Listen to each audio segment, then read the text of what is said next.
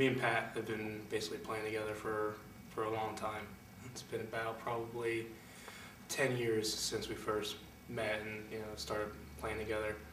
I remember we actually started because I had gotten fired on like Christmas Day or something back in like 2001. I was looking for a job and I walked into Pat's music store that he works at, trying to look for a job teaching guitar lessons.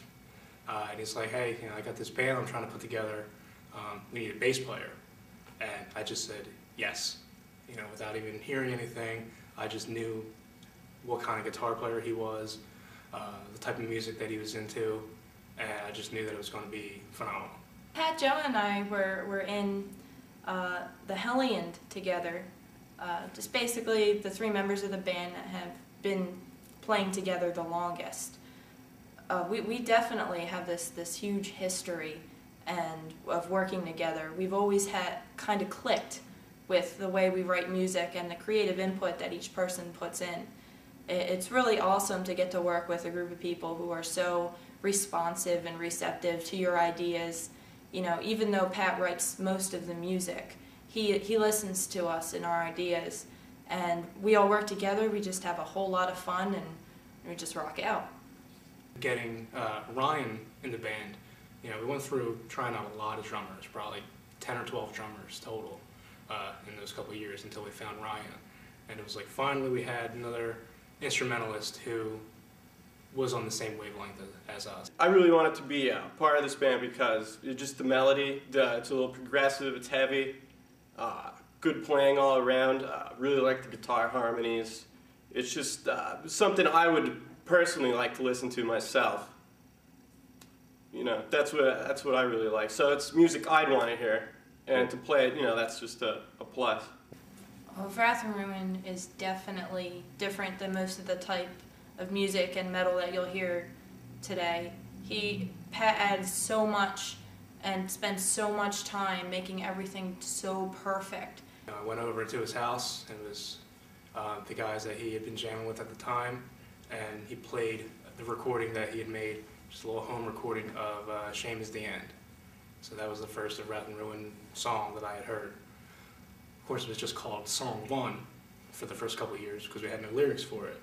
But I still think that that's one of my favorites. I think it's just a great song, and it was just my first introduction into what of Wrath and Ruin was, what it was going to sound like, and what it was all about.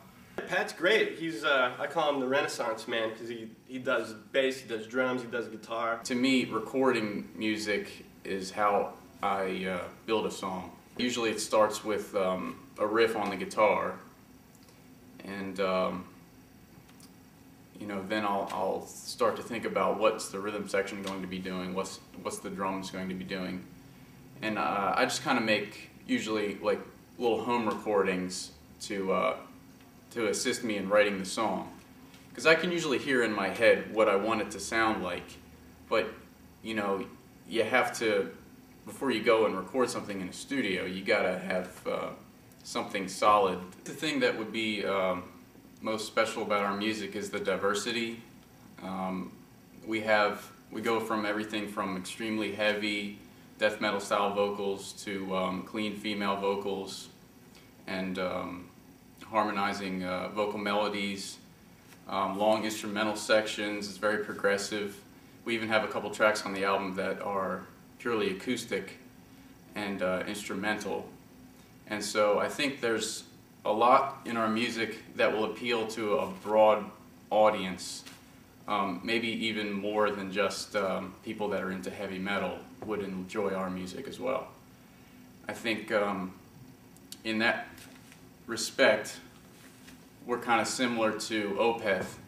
Not in our sound musically, I think we don't really sound like them, but they run the gamut from acoustic to extremely heavy, sometimes in the same songs, sometimes each individual song is completely different.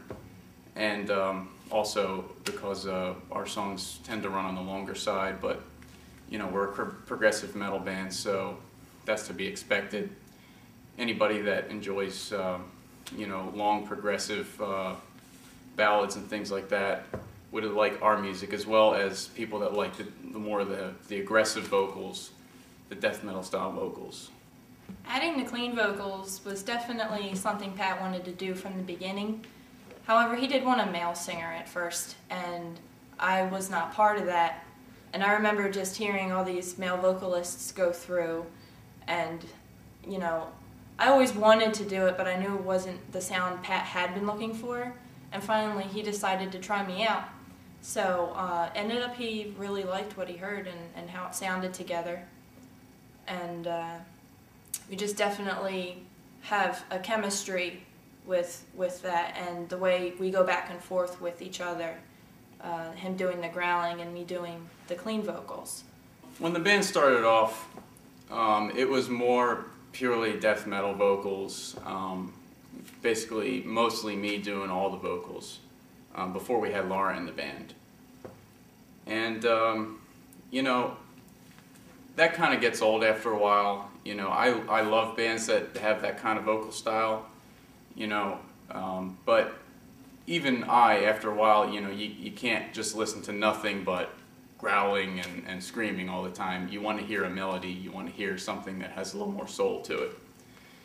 So that's what made me want to start incorporating more clean vocals. And that's another thing I like too, is given that balance of, you know, you have like the kind of like death metal, black metal type vocals, and then you have the cleaner ones, and that's just good in my opinion because of melody. Like, I like melody a lot, you know, so I think it adds to it in a really positive way.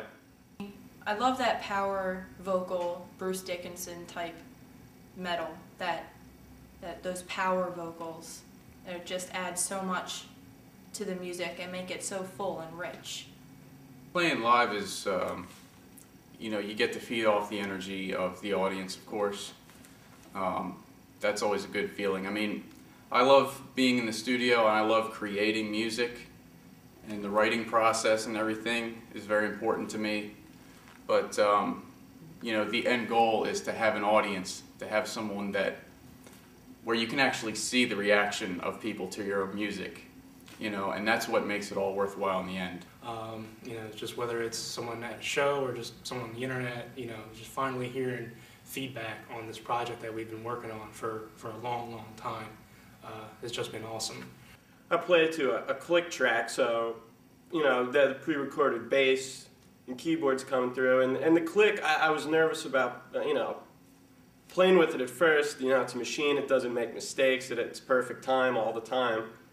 But I actually found out it helps me, you know, be more solid. There's nothing better than playing a show and having people come up afterwards and, you know, tell you, you know, I never heard of you guys before, but, you know, I just bought the CD, you know, it was really awesome, it was really good, totally unexpected.